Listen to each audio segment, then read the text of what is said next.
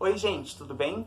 Estamos dando continuidade às nossas videoaulas de teatro, com esse enfoque especial na história do teatro, agora já falando da história do teatro brasileiro. No vídeo passado, nós falamos sobre o teatro de revista, esse gênero que é extremamente importante para o teatro brasileiro e que foi tão duradouro na história do teatro. Falamos das 3 fases da revista, a revista de ano, a revista carnavalesca e a féerie, que é a fase de decadência da revista no Brasil. E hoje nós vamos falar sobre alguns nomes, algumas personalidades e grupos extremamente importantes por terem marcado a história do teatro aqui no Brasil. Lembrando que todo esse conteúdo que eu estou passando, ele é bem resumido, trazendo algumas características que eu acredito serem mais importantes e que possam facilitar essa nossa comunicação e esse nosso conhecimento da história do teatro. Então, se você tiver alguma curiosidade, se você quiser se aprofundar um pouquinho mais sobre algum tema específico, é só me mandar uma mensagem que a gente troca figurinha e a gente mata a sua curiosidade, tá bom? Para essa aula em específico, eu vou estar utilizando muito as minhas anotações, porque esse assunto ele tem várias datas, várias informações, vários nomes importantes, e para eu não correr o risco de me perder ou de esquecer de falar alguma coisa, eu vou estar usando as minhas anotações para me guiar, ok? Então vamos lá. Falando da história do teatro no Brasil no século XX. O século XX ele é marcado por grandes acontecimentos, grandes efervescências artísticas e culturais, sobretudo aqui no Brasil. Então nós temos a Semana de Arte Moderna, de 22, nós temos a publicação do Manifesto Antropofágico, em 28, eu não vou me aprofundar nisso, não vou abordar isso. Nós temos também a vinda do modelo Broadway de musical para o Brasil, Bibi Ferreira e Paulo Altran, que apresentam My Fair Lady, que é a primeira produção Broadway que a gente tem no Brasil, versionada inclusive em português, mas eu vou falar do modelo Broadway num outro momento, ok? Vamos começar então. Em 1937, um homem chamado Pascoal Carlos Magno, ele funda a primeira escola de teatro do Brasil. O grande precursor, o grande pioneiro pela instituição dessas escolas de teatro no Brasil é o Pascoal Carlos Magno. O Pascoal, para a fundação do TEB, Teatro do Estudante Brasileiro, ou Teatro do Estudante do Brasil, ele vai e conhece as escolas de teatro que estavam trabalhando, que estavam formando artistas na Europa. Então ele vai, entende da metodologia, ele vê as aulas que tinham, ele entra em contato com essas escolas para conseguir formatar uma matriz curricular, uma grade curricular e trazer para o Brasil. E é isso que ele faz. Uma das características do TEB é que era uma escola que não pensava somente na formação dos atores, das atrizes. Eles também formavam diretores. Então, além da formação em interpretação teatral, tinha formação em direção teatral. Então, tinha esses dois cursos dentro do TEB. Paralelamente ao TEB, o Pascoal tinha um grupo de teatro que produziu diversos espetáculos, que viajou pelo Brasil levando esses espetáculos e que principalmente participou de grandes festivais fora do Brasil e ganhou muitos prêmios com isso, levando o teatro brasileiro para essa esfera global de arte, né? Então ele leva o nome dos artistas brasileiros, ele mostra o teatro brasileiro não só no Brasil, mas também fora dele. Em 1948, um homem chamado Alfredo Mesquita funda em São Paulo a segunda escola de teatro que a gente tem, que é a EAD, a Escola de Arte Dramática. A EAD, ela existe até hoje, ela fica dentro da USP, junto com a ECA USP, que é a Escola de Comunicação e Arte. A EAD é responsável por ter formado grandes nomes de atores e atrizes extremamente importantes e famosos no Brasil. E ela existe até hoje, isso é muito legal. Desde 48 até hoje formando atores e atrizes. Nesse mesmo ano, em 1948, um homem chamado Franco Zampari funda o grupo chamado TBC, que é Teatro Brasileiro de Comédia. O TBC, ele é um grupo muito importante no cenário teatral, principalmente por institucionalizar a prática da contratação do elenco, dos atores, da equipe técnica. É ele que começa a trazer essa prática de contrato para trabalhar no grupo. Então é já uma forma de começar a trazer essa profissionalização desses artistas que faziam teatro. Dentre os nomes mais famosos de atores e atrizes que trabalharam no TBC, nós temos Cacilda Becker, que é a primeira atriz contratada do TBC, que é uma excelente profissional e que foi reconhecida como uma das figuras mais importantes e, também por ser mulher, fazendo teatro, que é muito legal. A Cacilda, ela, além do talento e da qualidade de interpretação que ela tinha, ela acaba se colocando na história, ela acaba marcando a história do teatro brasileiro desde o TBC. Principalmente quando eles montam o espetáculo O Homem de Flor na Boca, de Luigi Pirandello, onde nessa temporada do espetáculo, a Cacilda Becker interpreta um garoto de 13 anos. Então isso foi algo que impactou muito tanto a crítica quanto as pessoas que assistiram pela qualidade da interpretação e de criação que ela teve para fazer esse personagem que era um jovem e de um gênero diferente. E a crítica, inclusive, disse que era uma atuação antológica de Cacilda Becker.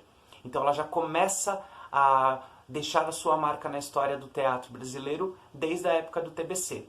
Seguindo a contratação de Cacilda Becker, nós temos nomes como Paulo Altran, que foi contratado também para trabalhar no TBC, Cleide Iacones também, que foi atriz contratada do TBC, entre tantos outros que eu não vou conseguir me alongar muito falando do nome de todos aqui, ok?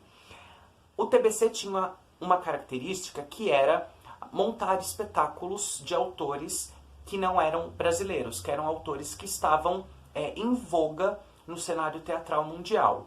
Porém, eles também montavam espetáculos de autores brasileiros, em menor quantidade.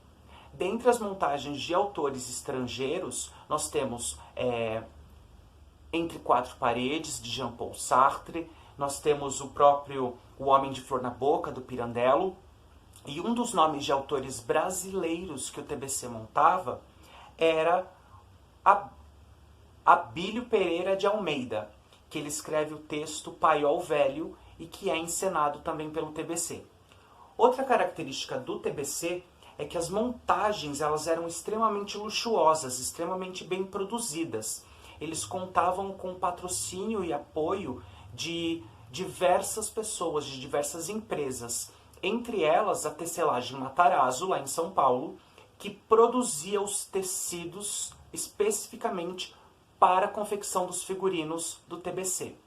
Tinham também várias metalúrgicas que apoiavam, que patrocinavam e que produziam adereços, cenários, enfim, o que eles precisassem para as montagens. Em 1951, lá no Rio de Janeiro, nós temos a fundação do O Tablado, que é uma escola de teatro que foi fundada por Maria Clara Machado. O Tablado ele também existe até hoje, formou diversos artistas importantes e continua formando, isso é muito legal também. Tanto o EAD quanto o Tablado existem até hoje. Entre os nomes mais famosos de artistas que se formaram no Tablado, nós temos Marieta Severo, que inclusive trabalhou com a Maria Clara Machado. A Maria Clara Machado ela é muito famosa, ela é muito importante, não somente pela fundação do Tablado, mas por começar a produzir teatro para crianças. Ela é uma das pioneiras desse gênero de teatro infantil, de pensar teatro respeitando o intelecto da criança, buscando uma linguagem mais acessível, pensando na própria estética, nas próprias histórias que eram contadas para esse público infantil. Porque até então, o que a gente tinha de teatro para crianças era uma coletânea de textos chamada Teatrinho, que foi escrita pelo Olavo Bilac e pelo Coelho Neto, que eram textos pedagógicos para serem montados, né, encenados por crianças, que tinham justamente a premissa de comunicar,